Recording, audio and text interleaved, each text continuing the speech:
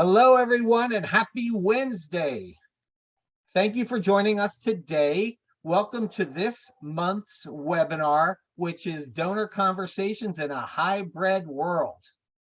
I am Jack Alato, and I'm a trainer for the Fundraising Academy.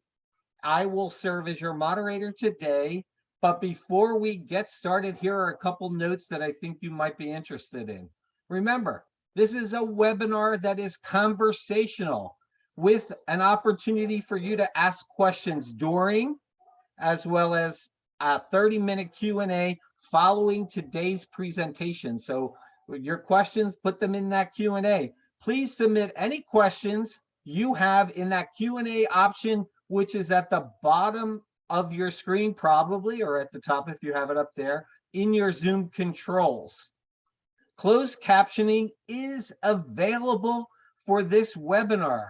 To enable this setting, click the CC option again in your Zoom webinar controls. Please add any comments or tech support questions to the chat, as we have one of the most incredible tech support people with us today named Amy. In the days following this webinar, you will receive an email with a link to access the slide deck and recording to review again at your leisure. The Fundraising Academy provides education and training to fundraisers throughout the US and beyond. In fact, I just learned today that people on the space station are watching our webinars. No, that is not true. I just made that up. Okay. Through online and in-person workshops, the Fundraising Academy trains emerging leaders, fundraising leaders, to deepen relationships with donors through a cause-selling approach. Now, I'm pleased to introduce today to you our presenter, Muhi Khwaja. Muhi and I have known each other for probably 10 years. Muhi is the co-founder and director of development for the American Muslim Community Foundation.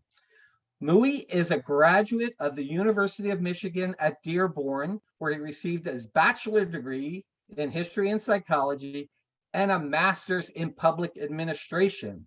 As I mentioned to you earlier, he is the co-founder of the American Muslim Community Foundation.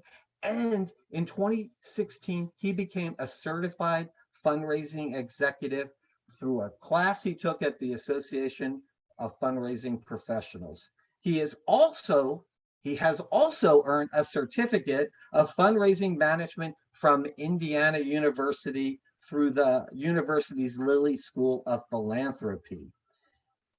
Muhi is now a trainer at the Fundraising Academy. He's a great colleague of mine, and I am proud to call him my friend. Muhi, it's all yours. Take it away. Thank you so much, Jack. And I'm looking forward to presenting at AFP Icon with you in a few weeks, and just always in awe of your mentorship and leadership, and really glad to be part of the Fundraising Academy team. Thank you everyone for allowing me to spend this time with you today. I'm really honored and excited to facilitate the discussion. Our agenda today is to learn what contributes towards a strong first impression, what questions we should be asking our donors to learn more about their passions for our missions, and how we can curate a great pitch based on the donor and the nonprofit's shared interests. You guys ready? I hope so. All right, we're going to kick it off with a poll. And we want to ask you, how often do you reach out to your donors?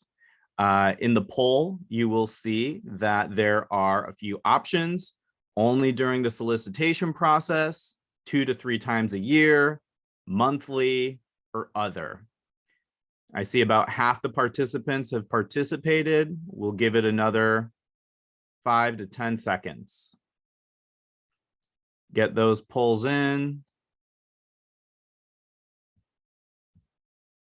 All right, we can close the poll and share the results. So many of you, majority, 41%, are reaching out monthly, and 38% are reaching out 2 to 3 times a year. I'm curious to know what the other strategy is. Maybe it's quarterly, maybe it's, whenever there are events, or only during the solicitation process, 9% of you. And sometimes I've been there. I've had a huge portfolio, and it's just so challenging to talk with every single donor, and you have to pick and choose, or maybe they only hear from you twice a year. And at the American Red Cross, solicitation was anytime there's a disaster. So it could have been 5, 6, 7, 10 times a year. And the donors were gracious in supporting various causes. So, this is food for thought, and hopefully something that by the end of the presentation, you can also think about how that might change.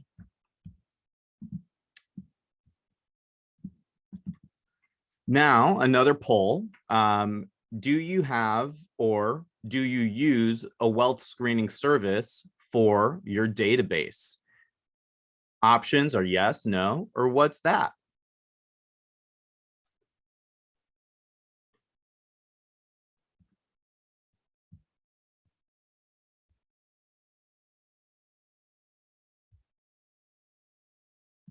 All right, majority are in, and 35% are saying yes.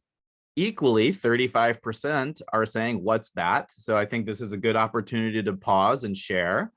Wealth screening for your database, whether you use Donor Perfect or a Blackbaud service or GiveEffect or one of the dozens of CRM softwares for your donors to keep their information, a wealth screening tool will cross-reference Nexus Lexus, real estate information, the DMV to see if people got boats and fancy cars, and a whole variety of factors to really tell you, are these donors giving politically? Are these donors giving to other causes? And consolidating all of that information and giving a wealth screening rating. Maybe 5 stars means that they have a net worth of more than $20 million. 4 stars is between 10 and 15 million. 3 stars is between 5 and 10 million, and so on and so forth. So this helps you prioritize your donor list. And, maybe it might be the value of their home. I live in California, in San Francisco. These houses are worth $3, $4, $5 million, but maybe somebody is house rich and cash poor. So there's a lot of factors that go into it, but a wealth screening opportunity for your database will help you get to know your donor base a little bit better.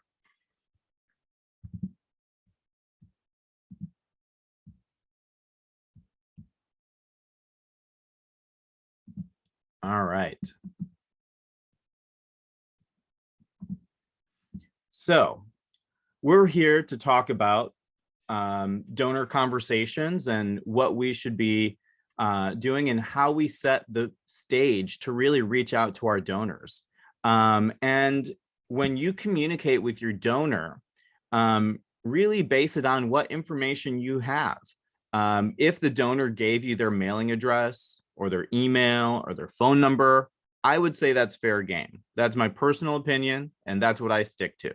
But I also use it sparingly, and I like to see which method they prefer best. You can definitely find the people in the community or your donors who are the event going people and the socialites, and try to figure out which events or galas they're going to.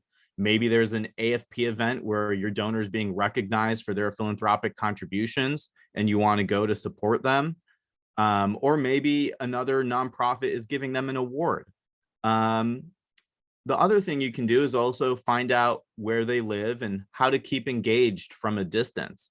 When I was a major gift officer at the Red Cross for 5 years, every once in a while, usually over the holiday season, we'd actually inform donors that we'd be in their area and maybe even drop off a small gift or a first aid kit or a disaster preparedness kit at a predetermined time. And the initial approach is to get to know them. And this is the beauty of refreshing your portfolio over time. You know, I've had portfolios that were 150 donors. I've had other portfolios that were 600 donors, and it's challenging to really do that. But if you have a smaller portfolio and you go through your moves management and you have, you know, say 4 to 6 months of engagement and you haven't heard anything from some donors, maybe it's worth a refresh and you add in another 50 donors and you take out 25 to 50 donors. And, you know, you want to base that on how much have they given, how recently have they given, and all of those factors as well. So what is the approach? It's all about that first impression. This refers to speaking to and preparing for your messaging for your prospective donor for the first time. Maybe they're already a first-time donor, or perhaps this is the 5th time you've met with them in 3 years. But imagine how each interaction will be different. You can't get to the second meeting without having a good first meeting. And that's because these first impressions matter. The initial seconds of the meeting can set the tone for the entire relationship. Now, even in these first moments, there are cues that you want to look out for. Do you lead with a handshake, a hug, a warm smile, all of the above? I've known Jack for a decade. At this point in our friendship, you know for sure I'm giving him a hug.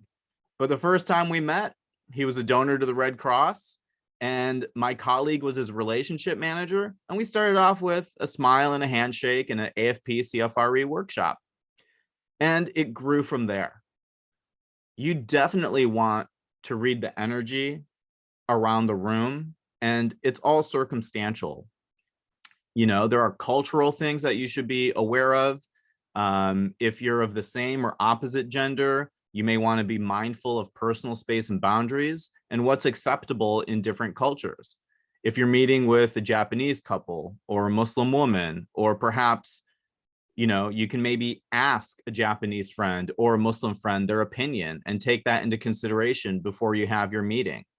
And at the end of the day, try to Google it if you don't have those options. So the approach is the initial in-person interaction, where you meet, how you establish rapport, and ask questions to learn more about the prospect. This step immediately follows the pre-approach step in the cause selling cycle, as you see. More importantly, this is an opportunity to set the tone and determine the future relationship with the donor. As a major gift officer or a donor manager with a portfolio, it's your responsibility to curate that experience, to really think through the details, to come up with the moves management and where you want to grow and how you want to engage your donor. So overall, this segment focuses on literally those first few moments. The 10 words you say will make a difference of face-to-face interaction with prospective donors. And often you may hear fundraisers likening portfolio management to dating. And this is super relevant for me because I'm dating in San Francisco and it's a little wild, but I've learned a thing or two. And I've had to relearn it because as a seasoned MGO and fundraiser, even though I have all these best practices at my fingertips, sometimes, frankly, the data is a flop. And sometimes it's my fault. And I realized I need to be more inquisitive. I need to ask more discovery questions. I need to be more engaged and present. Otherwise, my date, or in our cases, the donor, is not going to feel special, valued, or important. I'm taking notes literally during this presentation for my dating life. So remember, How you present yourself and what you say and when you meet someone for the first time can either set you up to build trust or prevent a solid connection from forming. So, how do we nail the greeting? To increase the odds of making a good first impression, we like to use the rule of 10, which states the first 10 words you speak should include a form of thanks, as in, good morning, Mrs. Robertson. Thank you for agreeing to see me. Or, good afternoon, Ernie. It's a pleasure to meet you. And a few ways that you can nail the greeting are by shaking hands like you mean it, being confident, you get to project yourself as a leader, and regardless of your title at the organization, even if you're only a coordinator or an associate, you're representing your organization, so you are a leader. And you shouldn't come off as insecure or apologetic. They accepted the meeting to learn more about you and the organization. And the confidence that you hold signals to the donors that you actually believe in the mission as well. We need you to be different. The typical starter questions and small talk, how are you? How's your day? They're okay, but it's also lost its meaning. Imagine if somebody actually told you the truth, especially if things aren't going well that day. How awkward would it be if that donor, and literally a stranger, somebody who you met for the first time, starts unloading about their miserable day? Rather than a filler question, ask your own positive, unique, and memorable question. In the chat, I'd love for you to drop what some of those ideas are for a unique starter or discovery questions. I'd love to see what you have to share.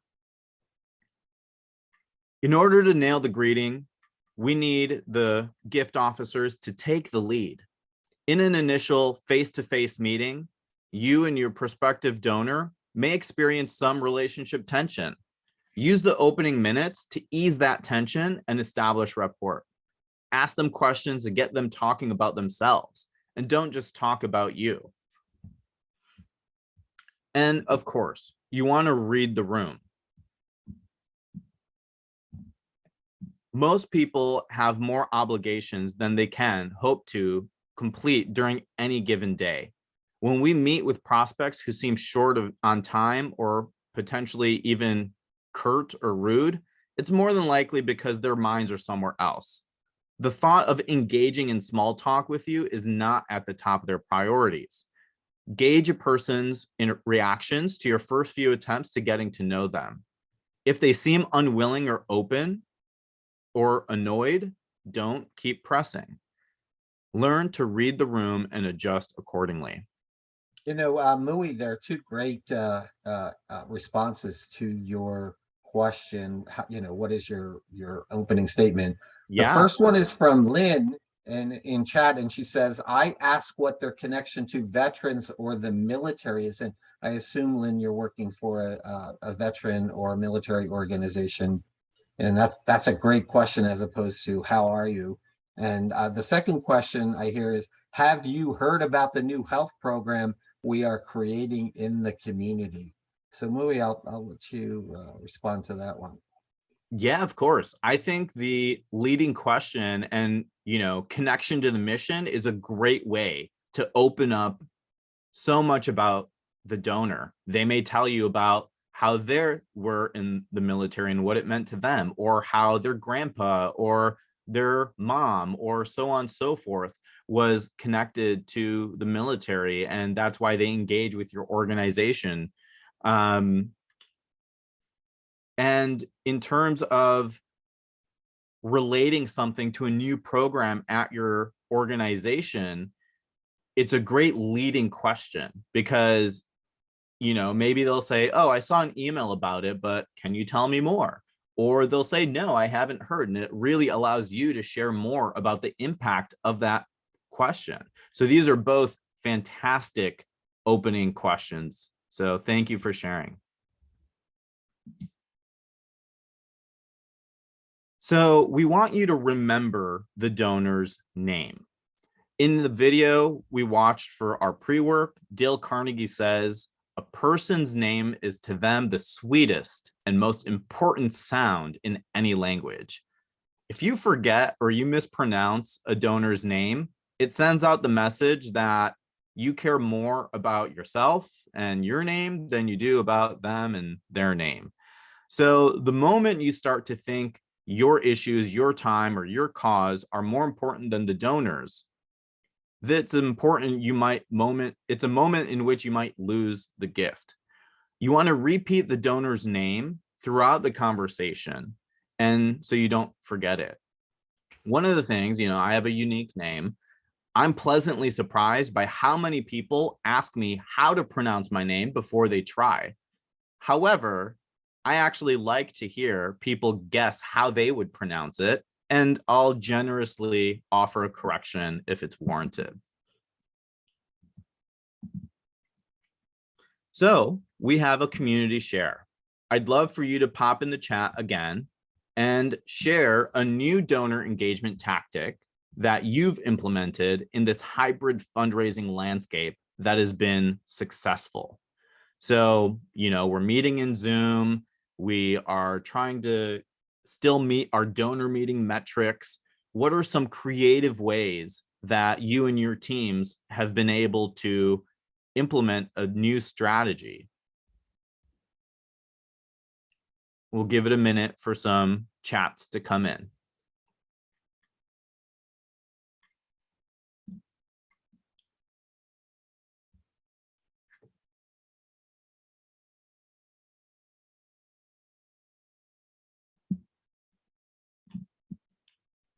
We have a website with pictures where people can donate. Okay.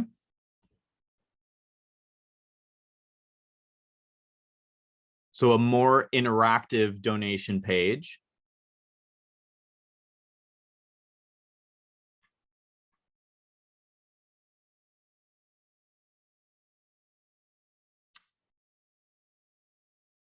A 1-minute personalized video to donors from an employee or beneficiary of their support. I really love that. Virtual tours, amazing. Okay, keep dropping them in the chat and everyone will be able to see and get more ideas of what you are doing and they can implement it as well. Another one just came in, made it easy for anyone to find our donation page from our social media and website. Yeah, it should be the biggest button on that website.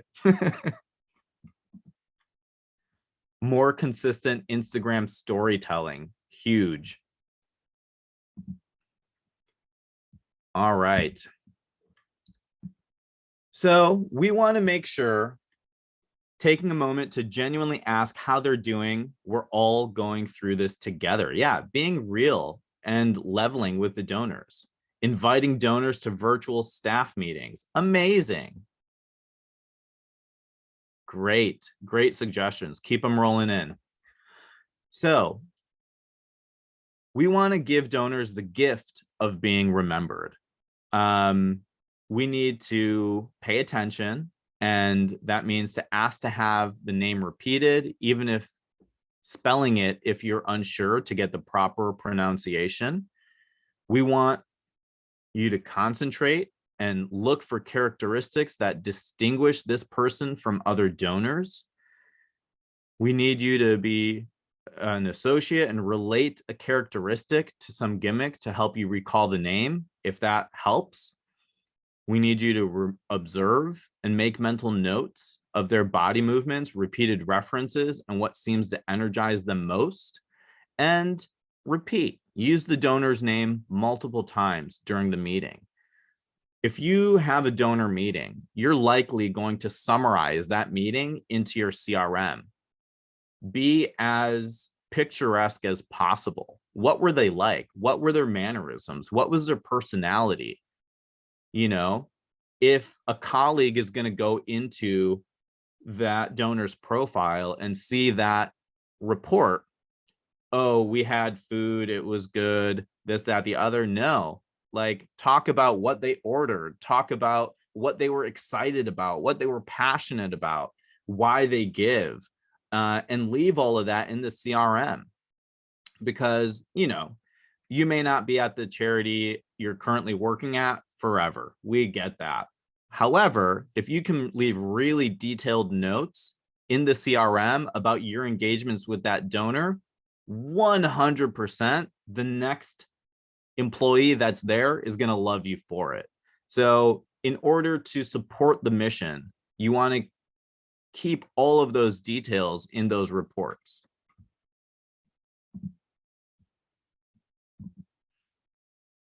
So now, how do we use this approach, and how is it used in a relative way? No two donors are alike. And this means that a generic prospect script may not work for everyone. It can't be cookie cutter. The personality style of the prospects, their mood, and your own feelings on that particular day necessitate an opening for every situation. So these are 5 approaches that are excellent options for opening up meaningful conversations with the donor. The relevant benefit approach. This approach shows your prospect that you came prepared and know what specific area is closest to their heart. Here's an example. Tina, thank you so much for seeing me today and allowing me to share some information about your alma mater and its bold vision for the future. There's a new project I want to share that I believe you will find particularly intriguing given your interest in our athletic department.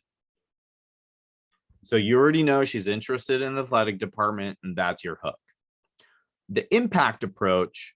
This approach conveys the gravity of your organization's impact and also what could happen if your organization were unable to continue its work. An example of this would be, without our donors last year, more than 10,000 families would have gone to bed each night without food. And without you taking the time to listen to me today, we wouldn't be able to give their families hope that their children's future will no longer be so bleak.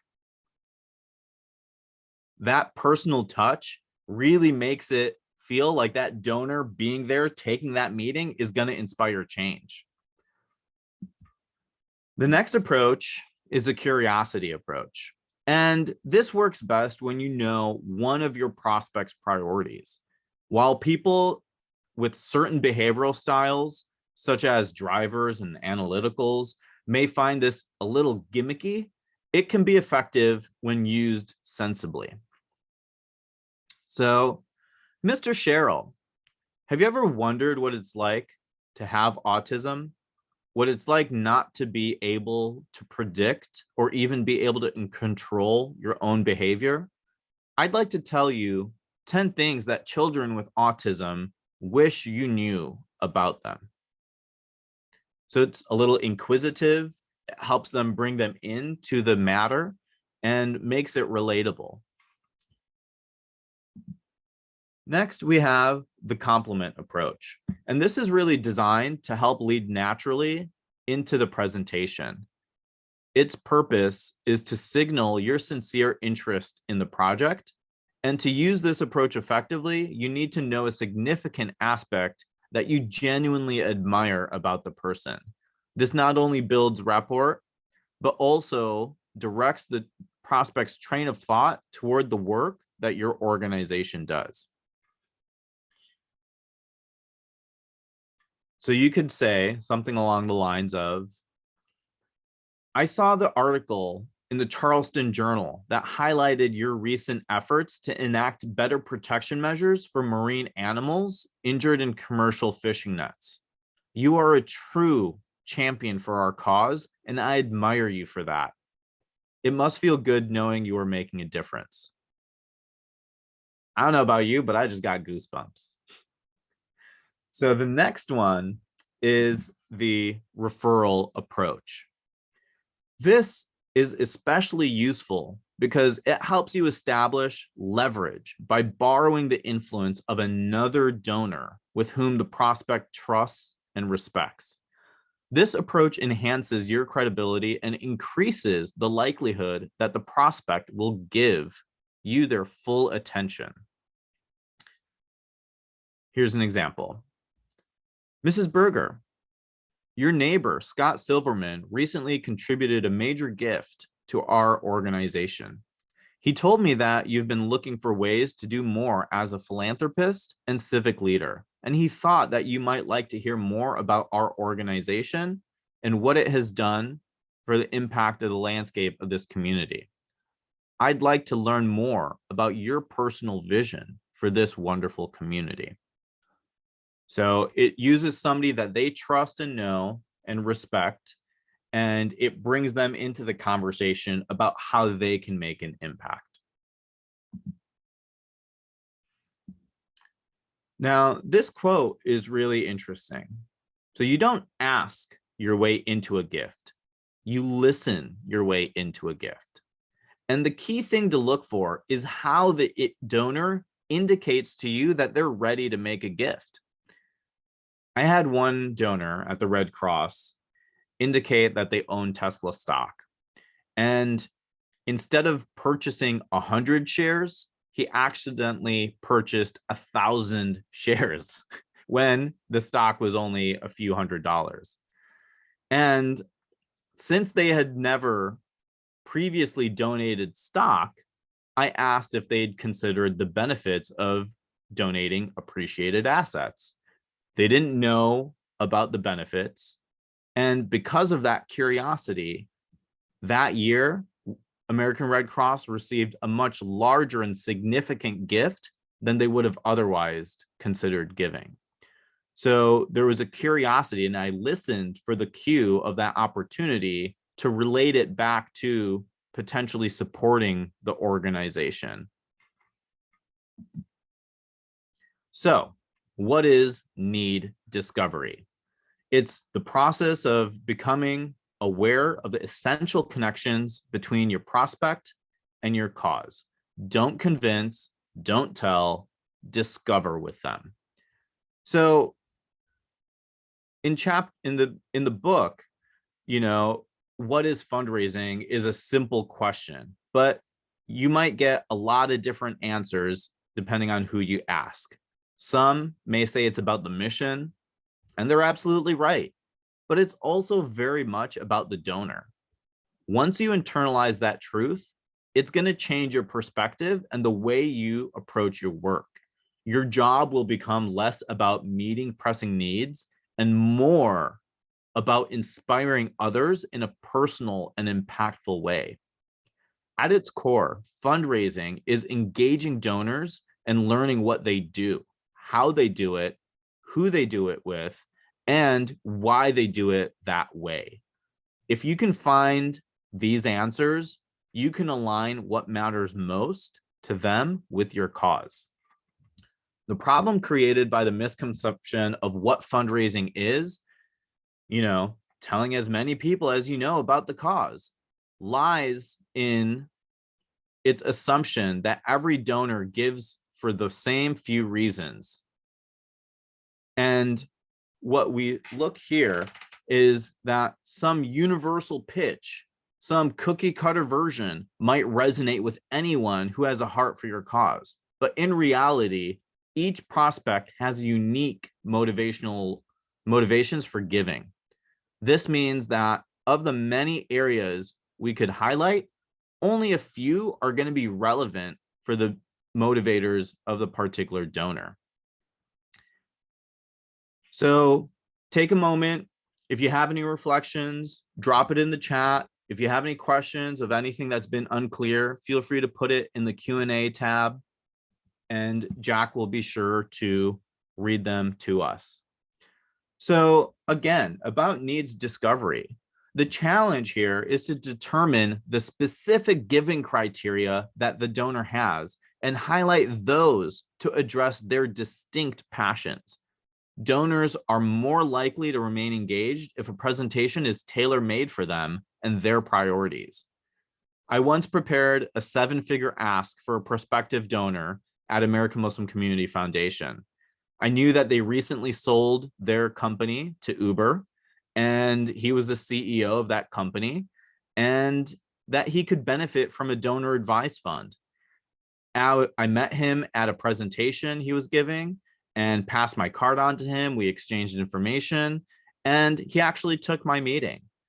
And in that meeting, he wanted to know what our pain points were, how we were struggling, how we were fixing and reiterating. He was talking to me like my nonprofit was a startup. So I had to engage and present to him ways in which our organization was responding to the real-time needs. Now, he didn't commit to that 7-figure gift, but he still made a gift of $100,000, which was the largest that we ever received. And it was transformative. And I've stayed in touch with him, and he's hopefully giving again this year again. So the point being, I had to speak about AMCF in a way that related to his mentality. So I see a question in the chat. So if you like, I'll read the question Yeah, for you. please. What if you have to pitch Muhi to a group of different ages and causes? Any suggestions on pitch to different constituencies, different groups? Yeah, that's a really great question. You know, infographics in an email blast or on a social media post may only speak to one demographic. But maybe it's the storytelling in the infographic that will resonate with a different demographic as well. So although an infographic may be more unique and common, it can still maybe serve purpose if you're able to narrate what the impact of that infographic is. And I've seen different methods resonate with different groups, and different data figures resonate with different groups in different ways. So even if you have one method, it can still be relatable to those different age groups and causes, but it's about how you present it and package it to each of those demographics. Great. And the second question is really, she loves the idea, it's Allison, she loves the idea of different types of approaches depending on, the constituency she's dealing with. And I love the fact that she's referencing our textbook, the Cost Selling book. Thank you so much. And thanks for complimenting Muhi's presentation today. Oh, thank you so much.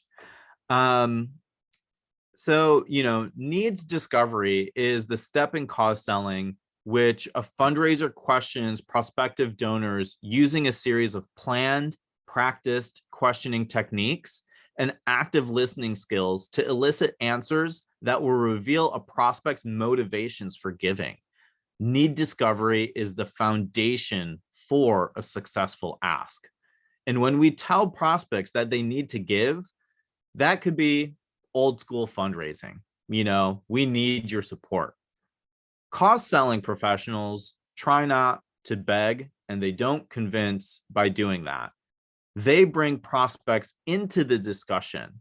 Successful conversations with donors contain more requests for opinions and suggestions and fewer statements of opinions or fact sheet style talking points. So you may wonder now, how do we ask good questions? So what might help is looking at what different styles of questions there are. There are close-ended questions and open-ended questions. And what's the objective when you ask each style? When might you utilize an open-ended question versus a close-ended question? You want to ask students to give, what are some examples of both of these categories that you may have?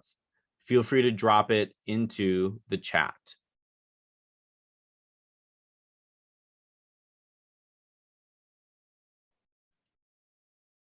And might be the most useful in the need discovery phase. So, open-ended questions help the fundraiser and the prospect start out ideas and begin to make decisions. Close-ended questions may be more of a yes or no and help lead you down a certain path. Does anybody have examples of what some of these good questions could be?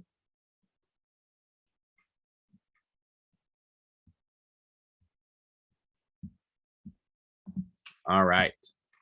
So some close-ended questions. Excellent. Excellent question. What initially prompted your support? I see that in the chat. That's definitely an open-ended question, and literally one that's on our screen. Fantastic. Love these coming through the chat.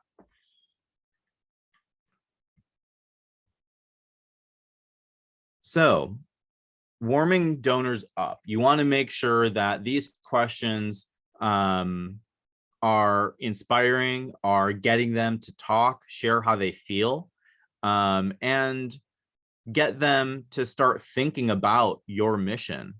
How can they keep your organization top of mind in that conversation and when they get home and the next time they make a gift? What's going to be memorable from these questions and thought-provoking for them to really think through why they support, how much they support, and increasing their support? So if questions are predictable or a short response, you might need to add more into the conversation. But these open-ended questions have no defined answer, and that allows the prospect plenty of room to reply as they wish. And they might still be short, but you could always ask another open-ended question. And one of my favorites is, what's your favorite donation that you've made and why? You may get to hear how they were cultivated. You may get to hear how they were stewarded, and you really get a sense of why that relationship and why that donation that they made was their favorite. And oftentimes, talking out loud often helps people clarify and organize their thoughts. So these are all reasons why these questions are helpful. All right. We'd love for you to drop in the chat, share some examples of other questions you can ask. Some of them could be personal questions. Some of them could be philanthropically centered questions or cause-specific questions. So what I'm saying is, what other organizations do you give to? How did you first hear about our organization? And what other people who else do you consult with when making a gift decision? What inspires you to give? What initially prompted your support to our organization? Great questions. Yeah, definitely.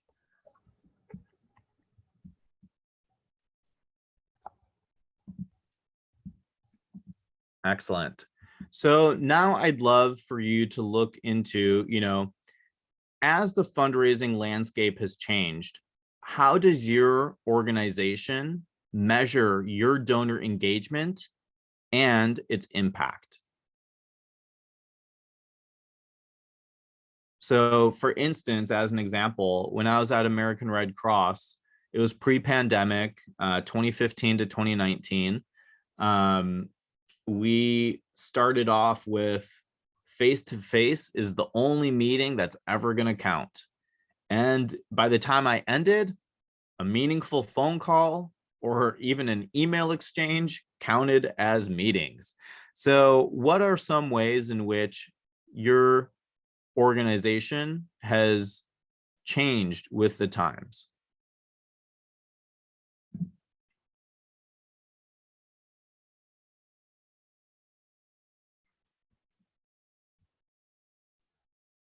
So Carolyn has written this. We have a lot of comparisons to number of people served, services provided pre and post pandemic. Love it. That's Right great. on. Yeah. And, what are some first impression boosters, effective approach strategies that have worked, or some first impression breakers, something that where the approach failed and you learned from? Any thoughts around that?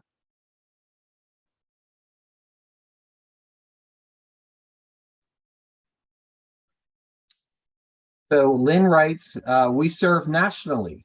However, we are finding that embedding in the local community has altered fundraising where they can get to know us better.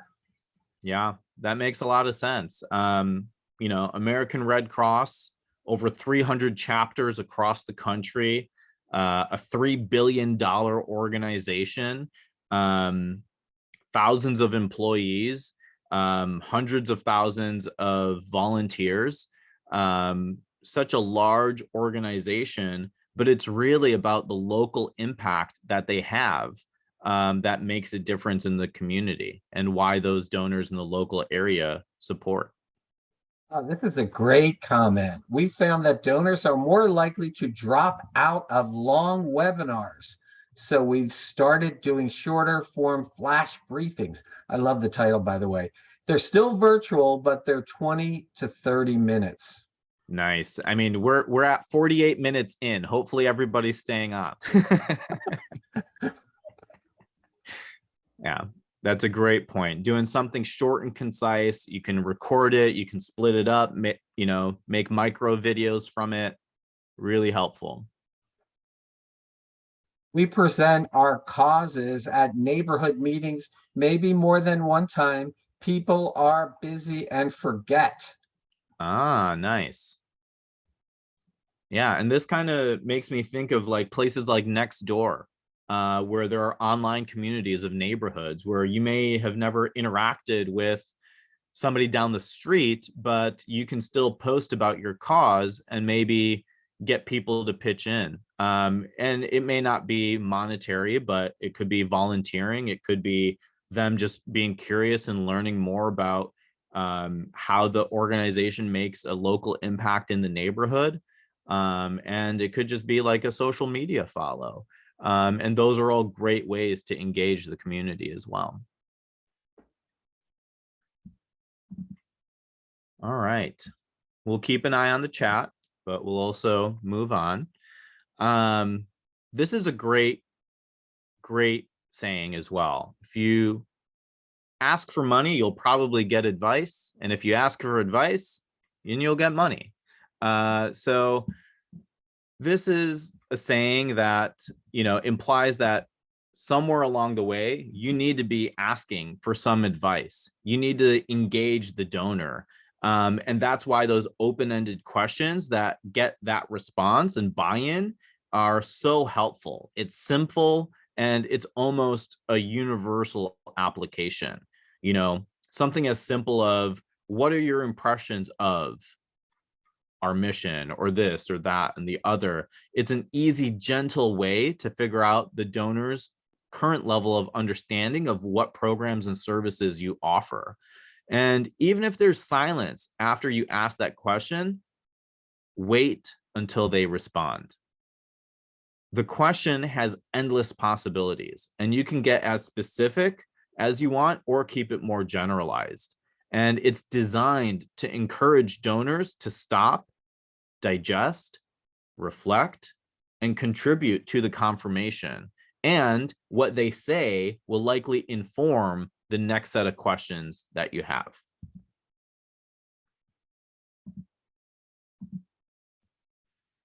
So there's a lot of different types of questions that we can ask. And think about when you might use each of these techniques. The questions you ask are best classified by their intended purpose. Whether it's an open-ended or closed-ended question, it can be used for any of these purposes depending on the situation. And if one type of question doesn't get you the information that you're looking for, try different techniques until you get more of a specific response from them. So the clarifying questions are around prospects may not always reveal or make themselves like crystal clear.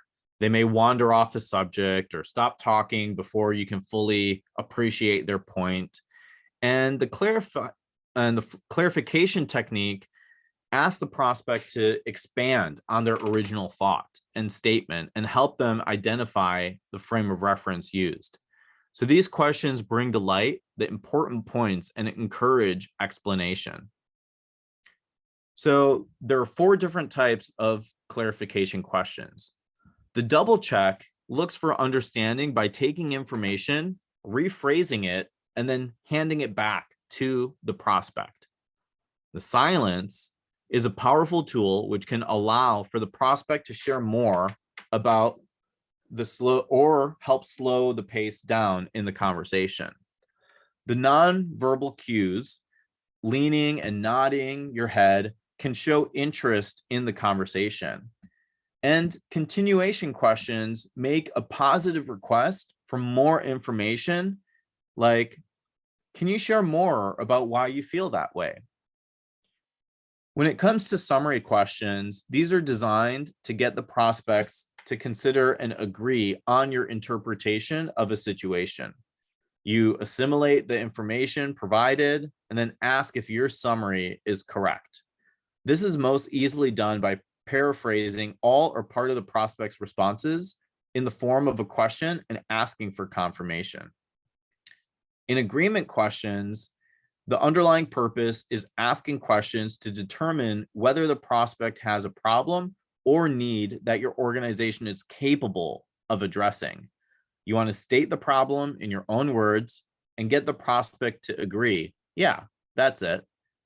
So never begin the presentation in the cause selling cycle until you have identified and agreed upon the problem or areas of greatest concern.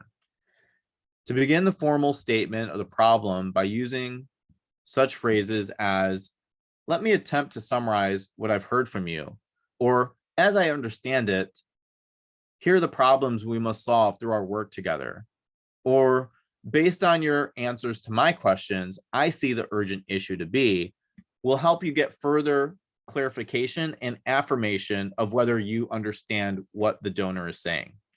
So after you pinpoint the problem, you seek confirmation.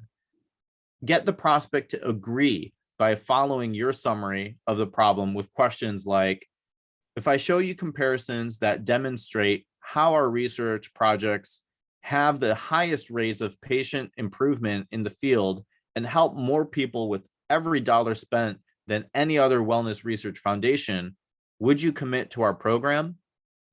Or if I can satisfactorily demonstrate a solution to your concerns, would it be enough to earn your support?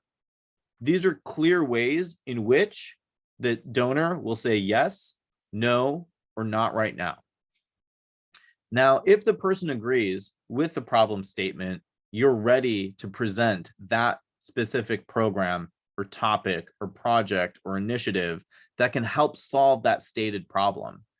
Even if the prospect disagrees with your summary, you have both learned by sharing this information.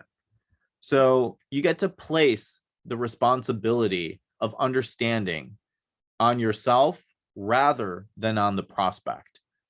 These questions of, do you understand what I said? Or does that make sense? Or are you with me?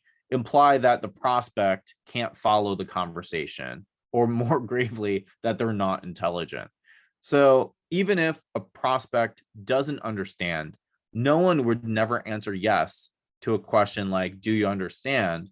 But instead, we can take the responsibility for any confusion by asking something like, what areas should we cover one more time? So the point of each of these three amazing techniques is to continuously check for agreement and understanding before you continue the conversation. Cause selling is more than a process in which two people sit together in a room and take turns talking. A successful ask is built on a foundation of understanding and agreement. So continuing on with the key donor questions, when might you choose to ask each type of these questions in a conversation with a donor? Drop in the chat, let us know when a motivation or a success or a frustration question or right fit question or commitment question makes sense.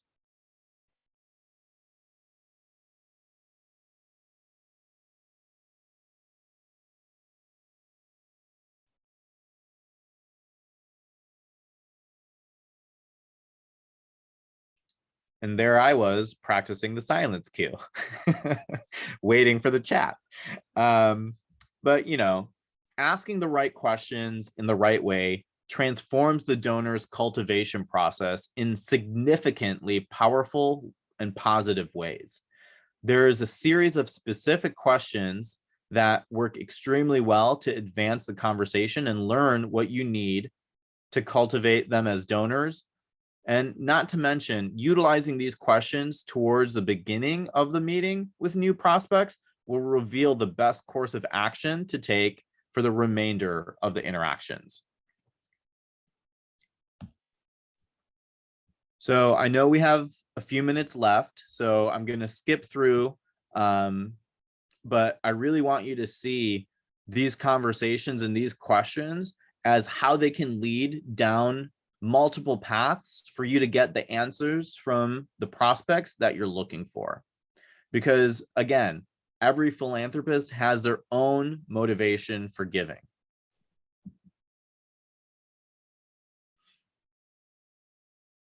So what is the presentation? You know, it's telling a story, it's talking about the benefits of becoming a true advocate for the cause. It's helping build a connection. And at this point in the cause selling cycle, you've studied your prospective donors. You know things about them and what compels them to become engaged in a cause, but now you're actually ready to make a pitch. And the right presentation will continue to build on that connection that you've already established. Because nobody likes to be sold or pressured, but they like to see the value of what they can bring to the organization. And that's where you can tell the story of your mission. And fundraising begins with a great mission and is driven by a compelling message. So just some quick points. 50% of donors say they want to hear about an organization's track record before donating. 38% do research before giving, and 9% do side-by-side nonprofit comparisons.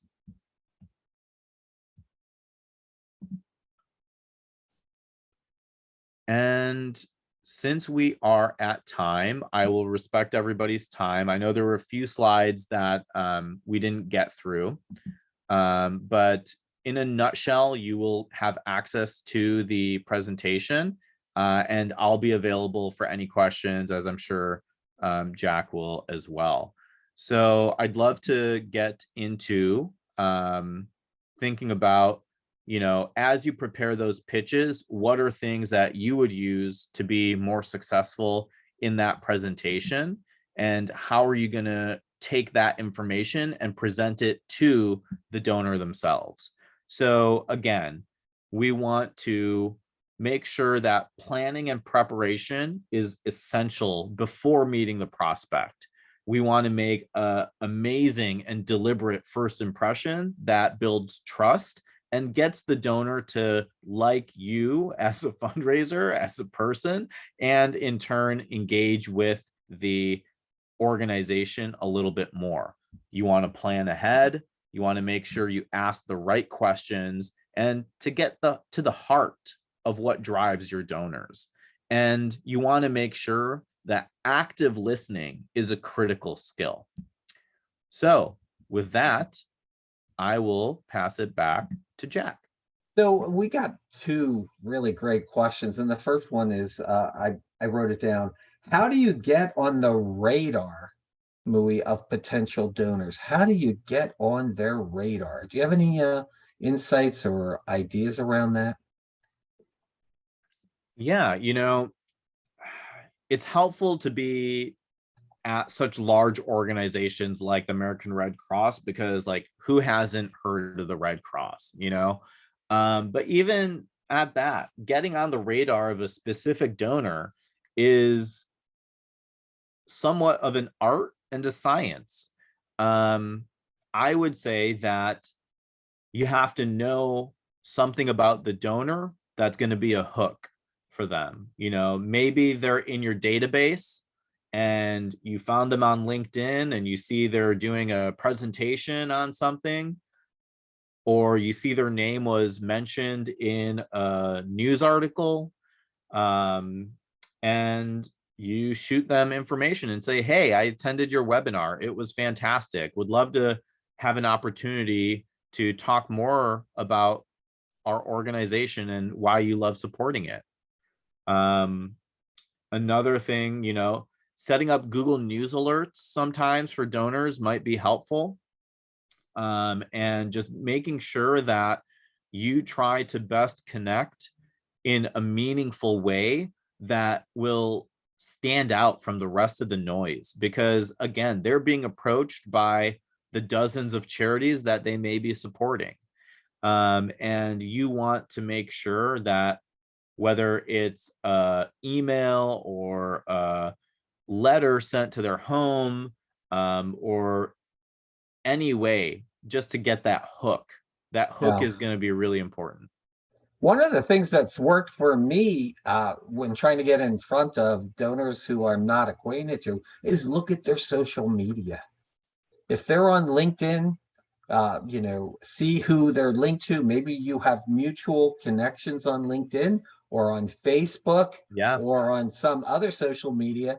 Maybe one of your board members is linked to them on social media so they could make that intro so that you could get in front of them. So I do like to use social media, and we talk about that in prospecting in the very first module of our cause selling cycle. So stay tuned for a webinar on that, guys. Yeah. The second question I got, which I love as well, I didn't want to interrupt you because I thought you would probably give a more insightful thing if you had some time. What if a donor, you ask for their advice, Muhi, and they give you their advice, and then you cannot take their advice? How do Yeah. you deal with that? It's about open and honest conversations, share back with the donor. We had discussions in our management team about how we could implement this feedback, and we think that it's a fantastic idea, but currently we don't have the capacity to implement it. Something along those lines that shows them that you took their feedback, you discussed it with your team, and maybe it's just that right now isn't the best time to focus on those areas, or thinking through how you can still have a conversation around their feedback and let them know that you at least listened and heard and tried. I think that will still go a long way. Yes. Yeah. Muhi mentioned earlier, and listen, we're still around to take more questions. We have plenty of time remaining. But Muhi mentioned earlier that we are co-presenting at the Yes. AFP International Conference in Vegas. And so we You're invite right. you to look for us there. We're going to have fun doing it. And our June webinar is going to be the nonprofit planning model.